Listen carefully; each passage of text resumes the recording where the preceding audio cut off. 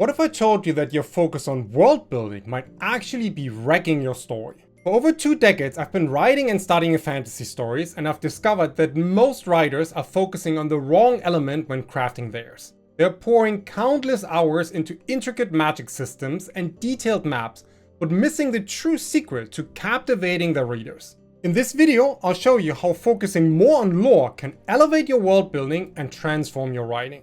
I'll explain how to use lore to breathe life into your world structure, create more compelling characters, and drive your plot forward in ways that basic world building alone cannot achieve. On top of that, I'll even share my personal lore building exercises that have helped me overcome writer's block time and time again. Now the thing is that most writers don't even know the actual difference between world building and lore. So to make sure you don't end up falling into that same trap, let me first address what exactly lore is and why it is so vital to creating captivating fantasy worlds. Think of world building as the skeleton of your fantasy realm, the basic structure that holds everything together. Lore, on the other hand, then, is the flesh and blood that brings that skeleton to life. It's the rich collection of myths, legends, and historical events that give depth and meaning to your world. Let me break that down further for you.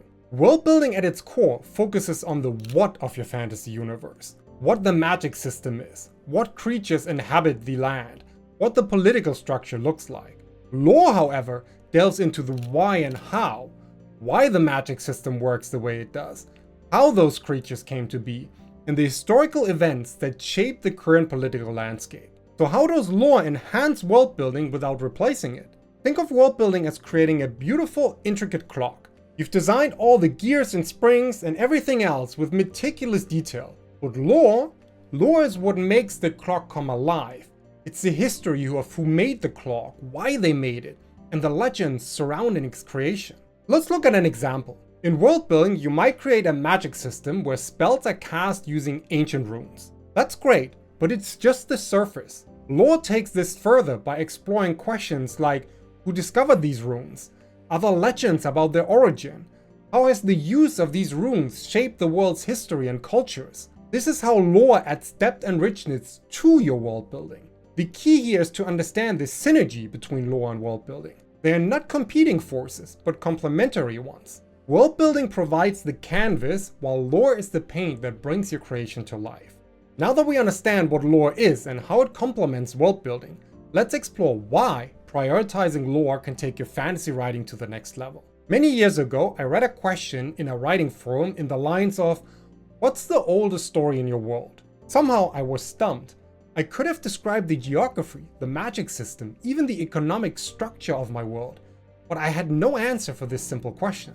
That discussion changed my entire approach to fantasy writing, because the real magic happens when lore begins to enhance your storytelling and character development. It provides a wellspring of conflict, motivation, and mystery for your characters to explore.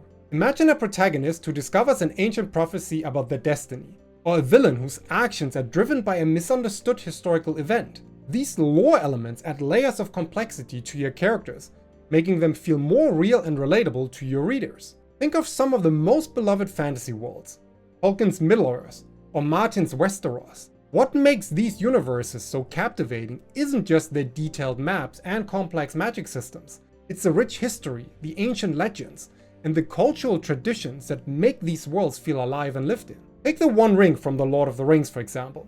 As an object, it's a simple gold band with magical properties. That's world building. But the lore behind it, its creation by Sauron, its corruption of Gollum, and its impact on Middle-earth's history, that's what makes it truly powerful and central to the story. But lore doesn't just enhance your main plot, it can also provide endless opportunities for subplots, side quests, and world exploration. In Brandon Sanderson's Mistborn series, the lore surrounding the Lord Ruler and the nature of Allomancy not only drives the main story, but also allows for fascinating detours into the world's history and magic system. Think of lore as your world's version of Wikipedia. It's vast, sometimes contradictory, and there's always that one editor who insists on adding details about dragon mating habits to every article. Moreover, strong lore can help you create a sense of continuity and coherence in your fantasy world. When all elements of your story are rooted in a consistent lore, it becomes easier to maintain internal logic and avoid plot holes. This consistency can make your world feel more believable, even when dealing with fantastical elements. Beyond that, lore also provides a powerful tool for foreshadowing and creating satisfying payoffs in your story. You can plant seeds of lore early in your narrative that bloom into major plot points later on, creating those aha moments that readers love. Imagine you mention an old nursery rhyme in chapter 2 of your novel. At that time it seemed like a cute bit of world building, nothing more. But in chapter 20, your protagonist suddenly realizes that this childish song actually contains the key to defeating the big bad. The readers who picked up on this early will feel like geniuses, and those who didn't will race back to find it. That's the power of well-placed lore. By prioritizing lore, you're not just writing a story, you're creating a world that feels like it existed long before your characters entered it, and will continue to exist long after they are gone. Now, if you found anything useful in the video so far, please consider giving it a like to help me grow the channel. Thank you. Moving on, let me show you how lore can streamline your writing process and boost your productivity. Now, I know what you're thinking. Won't creating lore take even more time? But here's the secret. When done right, lore can actually save you time and supercharge your writing. First, let's bust a myth. Lore isn't about creating a 1,000-year history for every pebble in your world. That's just another rabbit hole. Instead, think of lore as the stories that matter to your characters right now. Here's a simple 3-step process to create efficient, story-boosting lore. Start with your main conflict. What's the big problem in your story? Is it a looming war? A quest for a magical artifact? Whatever it is, this is your starting point. In step 2, ask why 3 times. Let's say your story is about a looming war. Ask, why is this war happening? Maybe it's over a disputed territory. Why is this territory disputed? Perhaps it contains a powerful magical resource. Why is this resource so important? Could be the key to an ancient prophecy.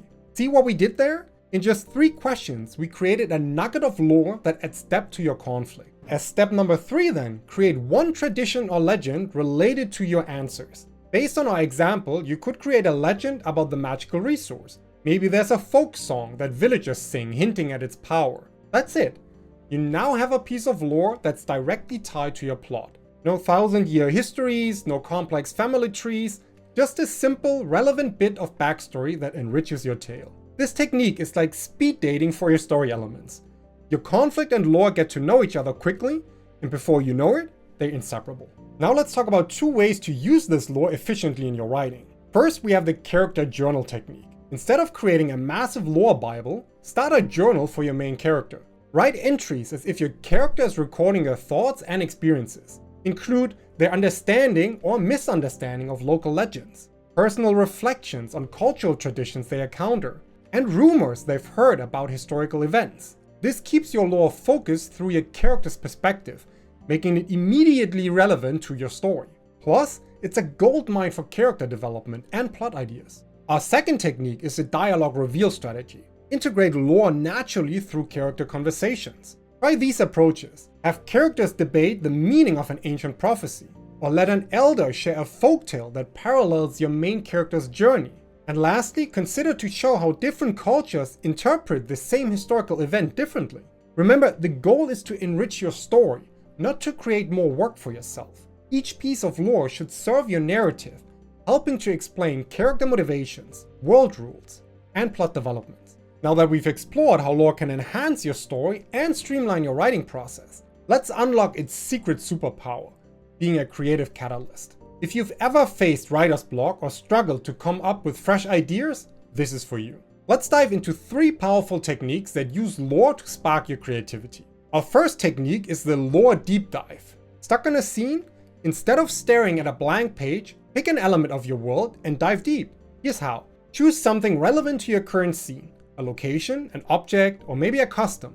And then again, ask 3 questions about its history or significance. Use these answers to inform your scene. Here's an example.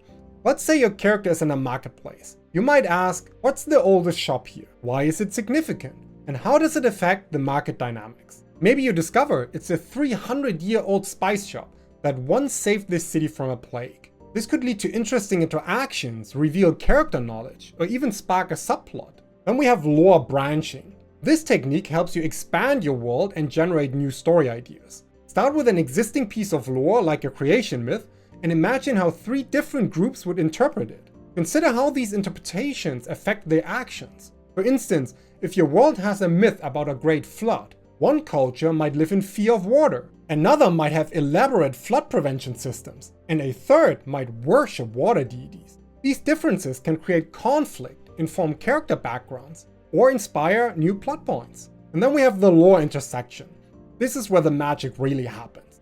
Take two unrelated pieces of lore and find a surprising connection between them. For example, connect an ancient prophecy and the traditional recipes of a local bakery. Sounds a bit odd, right? But you can actually make that happen.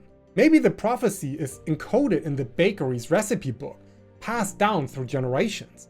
Suddenly your protagonist's sweet tooth becomes crucial to the plot. Remember, the key to using these techniques effectively is to always tie your lore back to your current story and characters.